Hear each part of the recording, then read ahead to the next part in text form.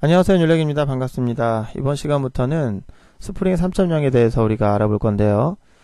스프링 3.0은 요즘에 많은 분들이 많이 사용하고 계시나 보더라고요. 그래서 이 강의를 좀 해달라고 많은 의뢰가 와서 그 스프링 3.0에 대해서 설명을 좀 하려고 합니다.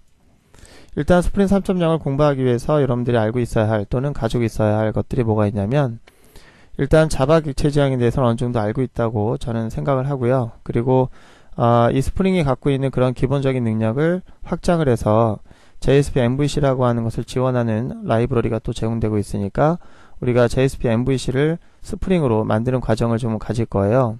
그러기 위해선 기존의 모델 2라고 하는 방법을 좀 알고 있어야 되는데, 혹시 MVC 모델 2의 방식을 잘 모르시면은 미리 공부하고 오시는 게 좋을 것 같고요.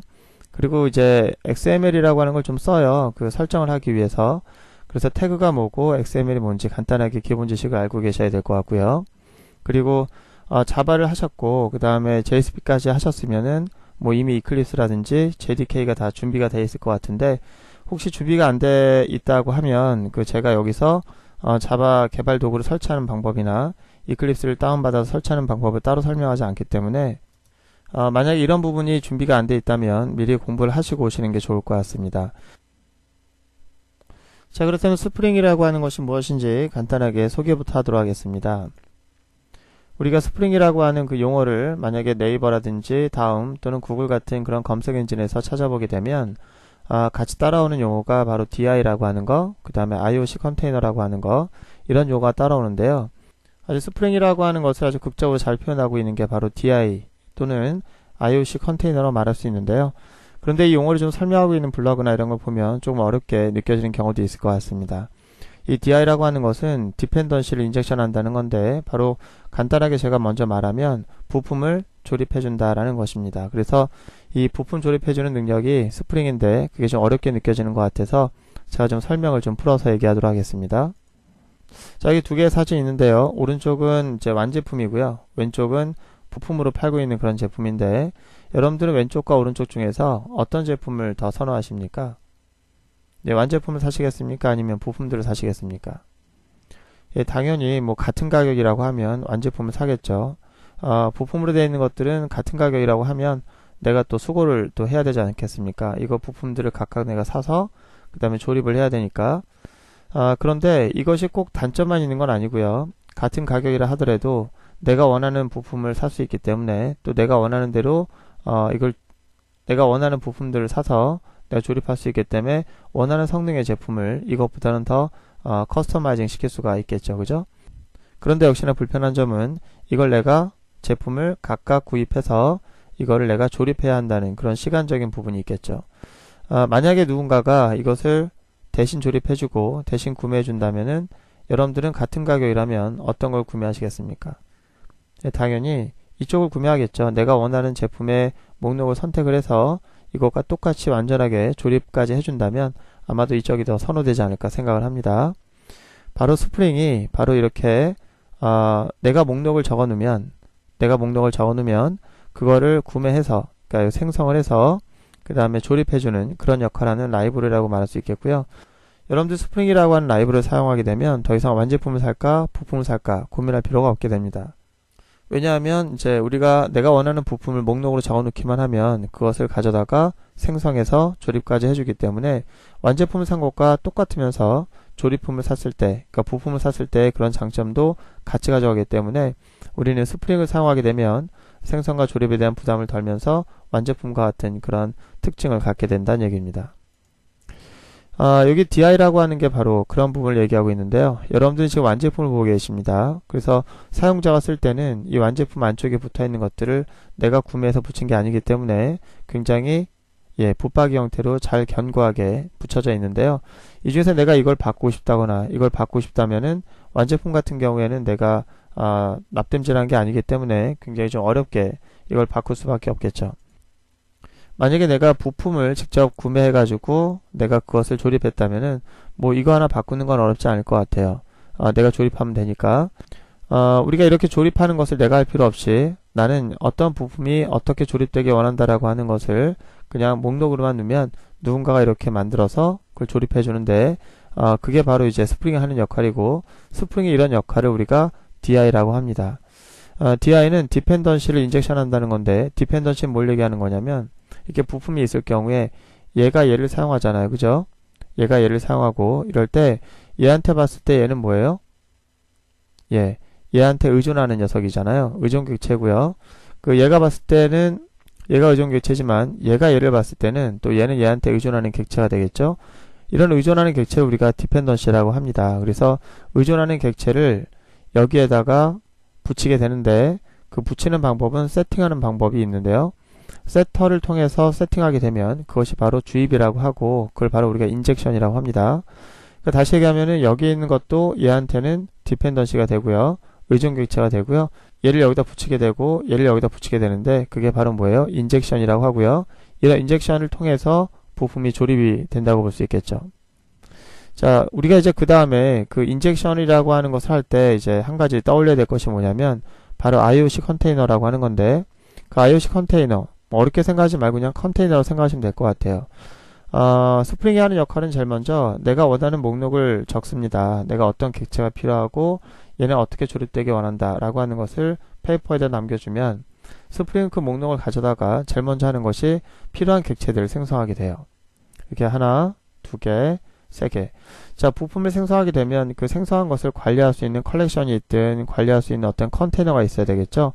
그렇죠. 객체를 생성해서 담을 수 있는 어떤 실제적인 메모리상의 어떤 컬렉션이 있어야 될 텐데 그 녀석을 뭐라고 합니까? 바로 컨테이너라고 하고요. 그런 컨테이너는 내가 목록에 적어준 대로 그대로 컨테이너에다가 객체를 생성하고요. 다 생성했으면 그 다음에 이제 조립하게 되는데 이 부품을 여기서부터 먼저 조립할까요? 아니면은 여기서부터 먼저 조립할까요? 이쪽일까요? 이쪽일까요? 당연히 작은 쪽부터 조립을 해서 큰 쪽으로 가겠죠. 그래서 이걸 이렇게 주입하게 되고요. 이렇게 주입하게 됩니다. 애니메이션 괜찮죠? 그죠? 자, 그 다음에 이제 이거를, 그 다음에 이렇게 주입하게 되고요. 이렇게 주입하게 됩니다. 이렇게 주입하게 되면 객체들이 서로 주입이 돼서 하나의 부품이 만들어지는데 이제 완제품이 되는 거잖아요. 컨테이너 안에는 이 부품을 조립한 순서를 유심히 보시면 자, 일반적으로는 이렇게 이 주입이라고 하는 것이 필요하지 않은 완제품 형태라면은 왼쪽부터 이렇게 생성해 나가서 조립하게 되는데 이렇게 부품을 사와 조립하는 경우는 이 뒤에서부터 이렇게 조립하게 되는데 이게 바로 역제어라는 얘기입니다. 잘 이해가 안 갈 수 있으니까요. 좀 더 자세히 설명을 좀 하도록 할게요. 여러분들 여기 클래스 다이그램이 두 가지가 있는데요. 혹시 들어보셨는지 모르겠는데 얘가 얘를 이용하게 돼 있잖아요. 또 얘가 얘를 이용하게 돼 있는데 자, 이용하는 관계를 표현할 때는 화살표로 표현할 수도 있는데요. 자, 클래스 다이그램에서 이 화살표 표현할 때 왼쪽에 여기 마른 모가 붙었고 얘는 마른 모가 붙지 않았어요. 이 마른 모가 붙는다는 의미는 뭐냐면 이 둘이 해지 관계에 있는데 그게 어떤 관계냐면 컴포지션 관계를 갖고 있다 이렇게 얘기하는데요. 그 컴포지션 관계는 뭘 얘기하는 거냐면 A라는 객체를 U에서 만들게 되면 그 A라는 객체가 B를 생성하게 된다. 그런 관계를 얘기하는 거예요. A가 생성될 때 A 생성자 안에서 B라는 생성자를 유하게 되는 그래서 B는 A와 같은 생명 주기를 갖게 되고 A라는 녀석이 B를 사용하기 위해서 항상 자기의 부품으로 견고하게 갖고 있는 관계를 얘기하고요. 이 관계는 서로 사용 관계는 맞아요. A가 B를 이용합니다. 하지만 B는 A가 생성하지 않아요. B는 다른 애가 생성해서 얘한테 인젝션을 해줍니다. 세팅을 해줘요. 세팅해주면 얘가 B를 사용할 수 있는 거죠. 하지만 A가 B를 생성한 적도 없기 때문에 이 B라고 하는 녀석의 생명주기는 A에 의해서 좌우되지 않게 됩니다. 이걸 좀 코드로 간단하게 좀 설명을 할게요. 자, 이 B라고 하는 녀석을 생성하는 과정이 어떻게 되냐면 여기에 B라고 하는 변수로서 A 안에 존재하게 될 텐데 오른쪽에 볼까요? B는 어디서 생성될까요? 이미 A라고 하는 것을 유하는 순간 A는 내부적으로 멤버 변수 B를 갖고 있고 A 생성자에서 B라고 하는 걸 생성한 상태가 됐고요. 자, 밑에 그림도 코드를 바꿔보면 이렇게 됩니다. A를 생성합니다. 하지만 B는 이 안에 없어요. 그래서 B를 따로 생성하게 돼요. 그리고 나서 어떻게 합니까? A라고 하는 녀석에게 B라고 하는 것을 세팅하게 됩니다. 이때 우리는 이 B라고 하는 녀석은 뭐라고 그래요? 디펜던시라고 하고요. 의존객체죠. A가 이용하는 의존객체. 그리고 B라고 하는 녀석을 이렇게 A라고 하는 그 녀석에게 이렇게 세팅해 주는데 이런 세팅하는 과정을 우리가 뭐라고 그래요? 인젝션이라고 합니다. 주입해 준다고 해요. 그래서 우리가 이게 바로 일체형이죠. 예, 컴포지션 관계는 A가 B를 내부적으로 생성하게 되어 있는 것이 내부적으로 가려져 있고요. B가 언제 생성됐는지, 어떻게 생성됐는지 A를 이용하는 쪽에서는 알 수가 없어요. A 안에 B가 있었는지도 모르는 것이 정상이고요. 이거 같은 경우에는 A라고 하는 녀석이 B를 만들지 않기 때문에 누가 만들게 되냐면 바로 얘가 만들게 되죠. 얘가 A와 B를 다 만들고 B라고 하는 녀석을 A에 꽂아주는 작업을 이쪽에서 하게 됩니다. 자, 이렇게 우리가 얘는 보면은 그냥 A만 생성했을 뿐 일체형을 산 거고요. 얘는 A와 B를 각각 사서 조립까지 해주는 그런 역할을 하게 되는데 얘한테 스프링이 필요한 거죠. 이런 모델에서 스프링이 들어가게 되면 마치 얘를 산 것처럼 조립을 얘가 신경 쓰지 않아도 되게끔 그렇게 된다 이겁니다. 자, 지금 여기서 우리가 알아야 될 것은 바로 디펜던시를 주입한다, 바로 인젝션한다, 이 의미를 아시겠습니까? 뭐 말은 뭐 복잡한데 별거 아니죠, 그죠? 객체 만들어서 세팅하는 거니까. 자, 그러면은 인젝션이라고 하는 것을 할 때 인젝션은 두 가지 방법으로 인젝션할 수 있다는 거 아세요? 세터 함수를 통해서 인젝션할 수도 있고 그 다음에 생성자에서도 인젝션할 수 있다는 거 아시죠? 자, 코드 잠깐 보여줄게요. 여기 오면은 B라고 하는 녀석을 A라는 곳에다가 세팅한다. 이거 아까 봤잖아요, 그죠? 근데 이렇게 하는 것은 이제 세터 함수를 통해서 우리가 인젝션한 거고요. 생성자를 통해서 인젝션 하겠다. 그 얘기는 뭐예요? 예, A라는 생성자를 통해서 B라는 녀석을 A 생성할 때 인젝션 할 수도 있죠, 그죠? 그래서 이거를 컨스트럭션 인젝션이라고 하고요. 이걸 뭐라고 그래요? 세터 인젝션이라고 합니다. 자, 인젝션 이해하셨는지 모르겠네요. 이해하시겠죠, 그죠? 자, 요게 이제 인젝션 하는 과정이고요. 여기서는 이게 인젝션 하는 과정이 되겠습니다. 자, 그런데 우리가 이런 그 스프링이라는 녀석은 객체를 생성해주고 그 다음에 조립해준다고 했는데요. 객체를 생성해서 담을 수 있는 그릇을 우리가 뭐라고 그랬어요? 그냥 컨테이너라고 할 수 있지만 굳이 말하면 IOC 컨테이너라고 말하더라 이거죠. 그 IOC라는 말을 붙이니까 굉장히 어렵게 느껴지잖아요. 그런데 IOC를 빼면 스프링의 의미를 사실 많이 좀 퇴색시킬 수도 있어요. 왜냐면 IOC가 그 인버전 오브 컨트롤이라고 해서 내가 조립하고 있어요 라는 것을 단적으로 보여주는 거거든요. 그게 무슨 소린지 여기 잠깐 봅시다. 여긴 다 해지 관계를 갖고 있긴 한데 이게 컴포지션 관계로만 돼 있네요. 이 얘기는 뭐예요? 일체형이란 얘기죠, 그죠? 자, 이쪽에서는 A라는 객체와 B객체, C객체, D객체를 만드는 방법은 얘는 굉장히 간단합니다. 왜냐면 여기서 A만 유하면 돼요. 뭐라고요? 예, 여기서는 A만 유하면 A가 B를 만들고 도킹하고 B가 C를 만들고 도킹하고 C가 D를 만들어 도킹하기 때문에 얘는 A만 만들 뿐 그 안에 B가 있었는지 또 그 안에 C가 있었는지 그 안에 D가 있었는지 얘는 알지 몰라요. 알 수가 없어요. 알 줄도 모르고 알아서도 안 되는 거죠. 그러니까 얘는 굉장히 간단해요. 완제품을 산 거죠. 나 A 만들래 하는 순간 자자자작 만들어진 거예요. 이 만들어지는 순서를 잠깐 보면요.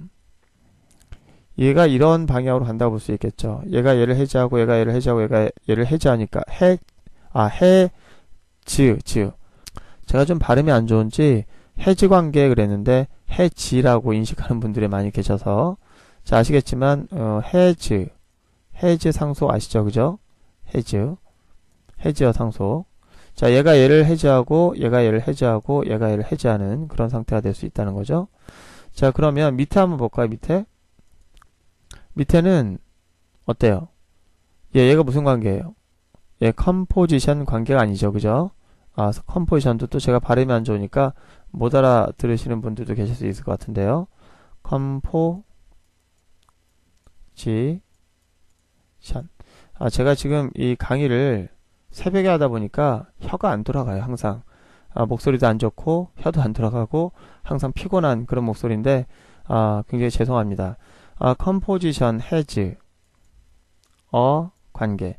우리가 상속관계, 자바의 상속관계를 보면은, 해지 관계가 이제 세 가지로 나눠지죠. 컴포지션이냐, 어그리게이션이냐, 어소시에이션이냐. 어그리게이션은 이제 집합관계를 얘기하는 거고요. 어소시에이션은 그냥 사용관계만 갖고 있다. 그렇게 얘기하는데요. 바로 얘네 관계가 그렇죠. 어소시에이션 잠깐 써드릴게요. 어소시에이션.